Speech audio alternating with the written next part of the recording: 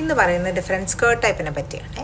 ഈ പറയുന്ന types of skirt എന്ന് പറയുന്നത് നമുക്കൊരു സ്കേർട്ട് മാത്രമായിട്ടല്ല, നമുക്കൊരു ഗൗണിൻ്റെയോ അല്ലെങ്കിൽ ഒരു ഫ്രോക്കിൻ്റെയോ എന്തില്ല അനാർക്കലിയുടെയൊക്കെ ലോവർ പോർഷനായിട്ട് നമുക്ക് വേസ്റ്റ് ഒരു യോക്ക് കഴിഞ്ഞിട്ടൊരു ജോയിൻറ്റ് വന്നിട്ട് ലോവർ പോർഷൻ വരുമല്ലോ.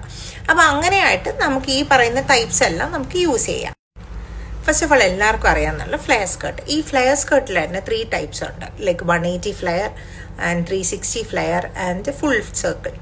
ഈ 180 ഫ്ലെയർ എന്ന് പറയുമ്പോൾ അത്യാവശ്യം മീഡിയം ഒരു ഫ്ലെയർ ആയിരിക്കും.